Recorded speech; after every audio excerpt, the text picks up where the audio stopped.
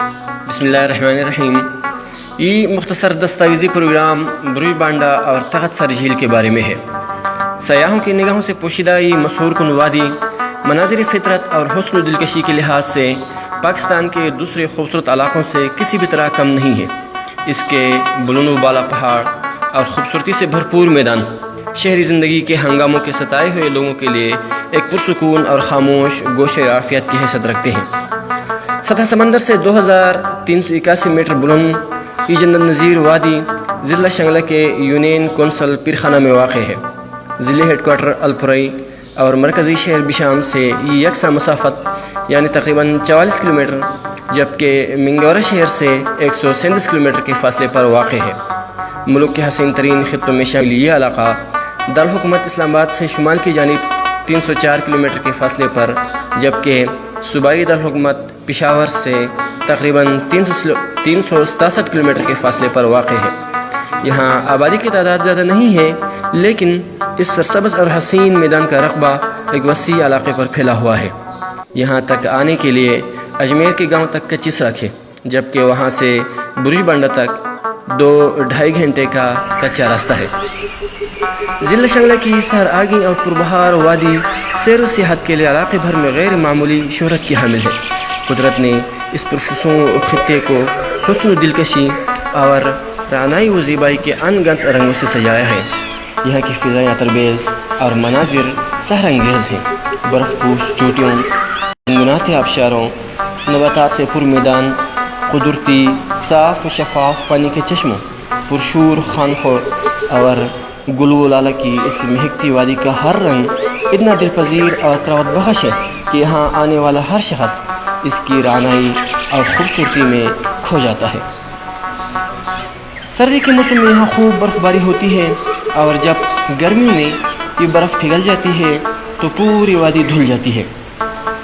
موسم خوشگوار ہو جاتا ہے، درختوں کو نئی زندگی ملتی ہے اور ہر طرف سبزہ ہی سبزہ نظر آنے لگتا ہے. یہاں گرمیوں میں اوسط درجہ حرارت 22 سے 26 سیلسیس جبکہ سردیوں میں -1 سے -8 تک رہتا ہے. مئی سے لے کر ستمبر کے آخر تک اس وادی کی سیاحت سے بھرپور لطف اندوز ہوا جا سکتا ہے. جولائی اور اگست کے مہینوں میں یہاں کا موسم نہایت معتدل اور خوشگوار رہتا ہے. اس موسم میں قریبی علاقوں سے لوگوں کی کثیر تعداد یہاں سیر کے لیے آتی ہے اور لوگ یہاں کے دلکش مناظر سے محفوظ ہوتے ہیں. وادی کے عین وسط میں صاف شفاف پانی کی ندیاں گنگناتے جھرنوں اور شور مچاتے آبشاروں کے ساتھ بہتی ہیں. ان ندیوں کا سرچشمہ پہاڑی چوٹیوں پر مستقل جمی ہوئی برف ہے جس میں مختلف پہاڑی چشمے بھی اپنا حصہ ڈال دیتے ہیں. صاف و شفاف پانی کی بکھری ہوئی موزور ندیاں، گنگناتے چشمے اور شور مچاتے آبشار ایک دلکش منظر پیش کرتے ہیں. تخت سر جھیل کی طرف جانے والا راستہ آہستہ آہستہ چڑھائی کی طرف جانے لگتا ہے.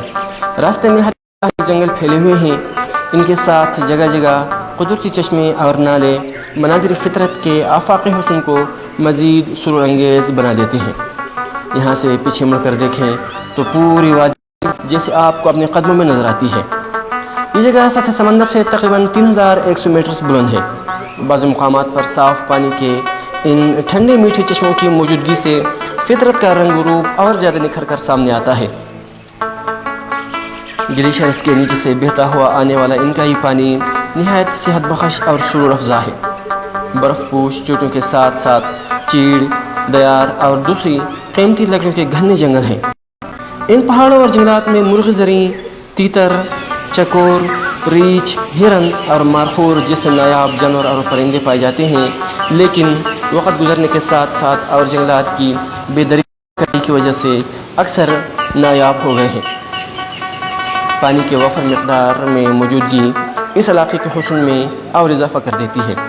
جگہ جگہ بہتے ہوئے آبشار جیسے ایک خوبصورت تصویر کا منظر پیش کرتے ہیں.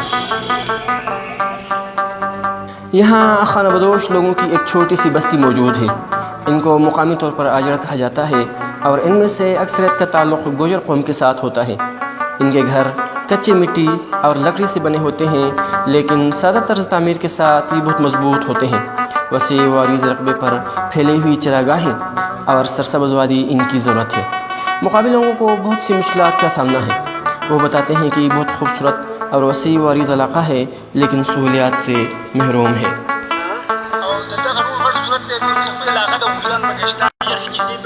وغیرہ کے یہاں ٹھنڈے اور میٹھے پانی کے چشمے ہیں، ہری بھری چراگاہیں ہیں، اور اگر یہاں تک روڈ آ گیا تو لوگ دوسرے حسین نظروں کو بھول جائیں گے۔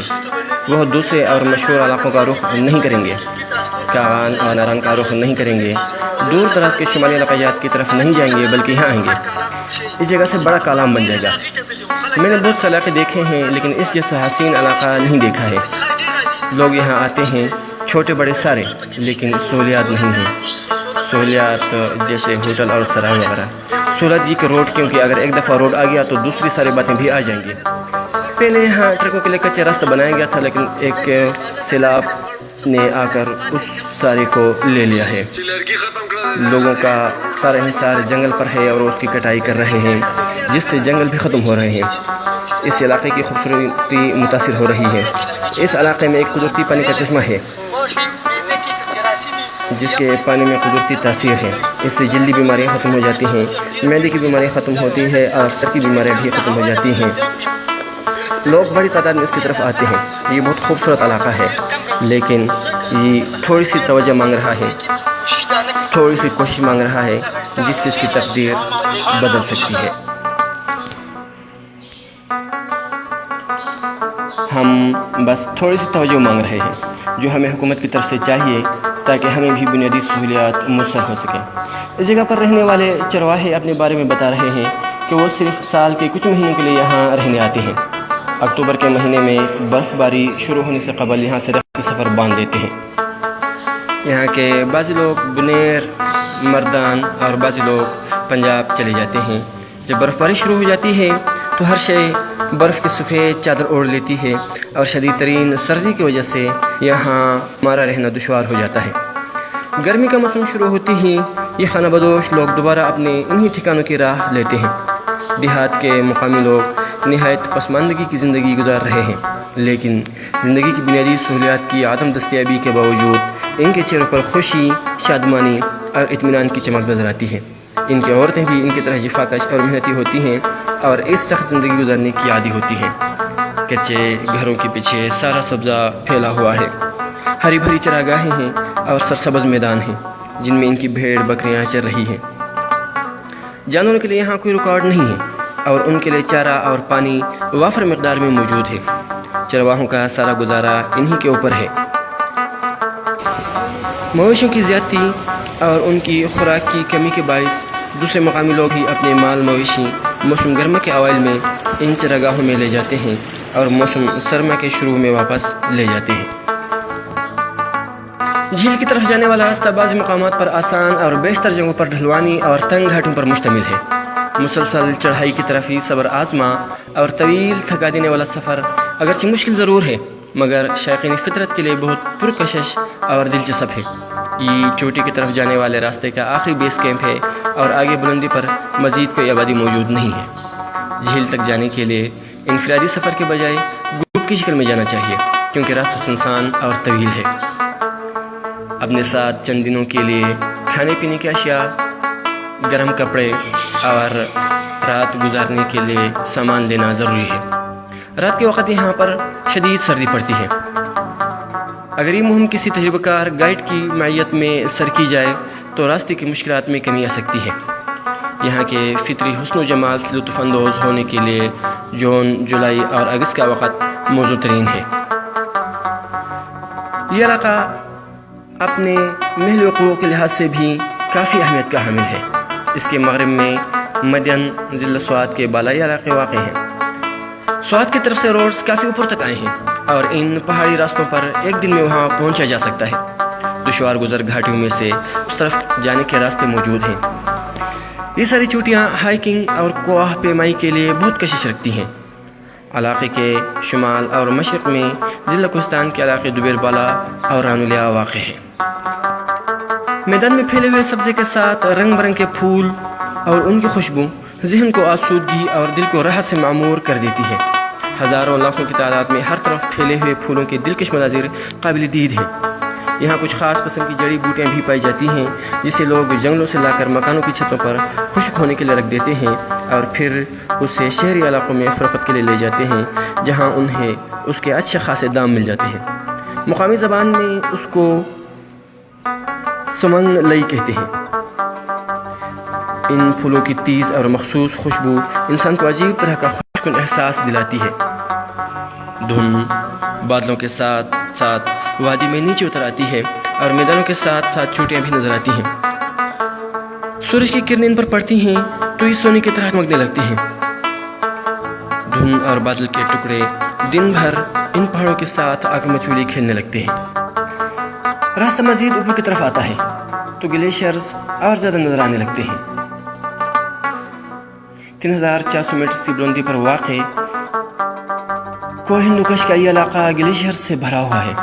برف، بادل اور سورج کی شعاعوں کے حسین امتزاج سے وادی کا رنگ و روپ مزید نکھر آتا ہے۔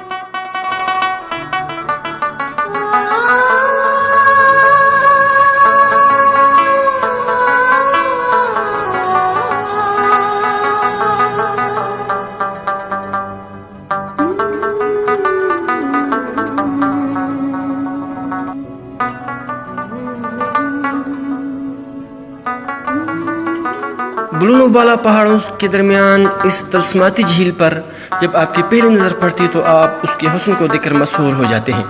یہاں پہنچ کر بلا شبہ فطرت کے حسن و شباب سے دل کو سرور اور دماغ کو فرحت و تازگی کا ایک لازوال احساس ہوتا ہے۔ تخت سر جھیل بلند پہاڑوں کی چوٹیوں کے درمیان بنے ہوئے ایک قدرتی میدان میں واقع ہے اور اس کا رقبہ کئی سو میٹر پر محیط ہے۔ اس کا صاف و شفاف نیلگوں پانی دور سے اپنے سحر میں مبتلا کر دیتا ہے۔ 3754 میٹر کی بلندی پر واقع یہ جھیل ضلع شنگلہ کی دوسری مشہور جھیلوں سے بڑی اور گہری ہے۔ جب 8 گھنٹے کا سفر طے کر کے آپ اس جھیل کے کنارے پہنچتے ہیں تو عجیب قسم کی خوشی اور طمانینت کا احساس ہوتا ہے۔ پورے راستے کی تھکاوٹ دور ہو جاتی ہے اور جسم میں نئی تازگی آ جاتی ہے۔ جھیل کا نیلگوں پانی اتنا ٹھنڈا ہے کہ اس میں 2-3 منٹ سے زیادہ ہاتھ نہیں رکھا جا سکتا۔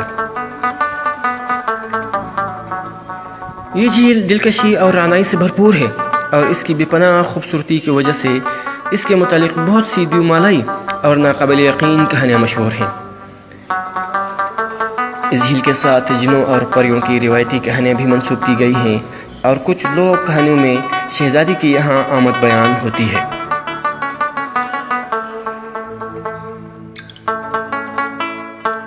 جھیل کے اطراف میں ہر طرف سبزے کے ٹکڑے اور پھولوں کی قطاریں موجود ہیں اور کہیں کہیں برف کی چادر بچھی ہوئی ہے۔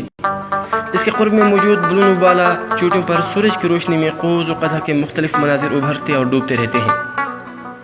طویل پہاڑی سلسلوں سے گھرا ہوا یہ پورا علاقہ نہایت خوشگوار اور معطر آب و ہوا پر مشتمل ہے۔ یہ سارا منظر بہت سہانا اور رومان پرور ہو جاتا ہے۔ وادی کے ایک سرے سے دوسرے سرے تک ایک عجیب طرح کی لطافت، امنگ اور رومانوی جذبے سے سرشاری کا نازک احساس امڈ آتا ہے۔ سرد ہوا کے خوشگوار جھونکے، پانی کے لہروں کی نغمگی اور ان کے ساتھ ایسی موسیقی پیدا ہوتی ہے جس سے انسان پر مدہوشی کی کیفیت طاری ہو جاتی ہے۔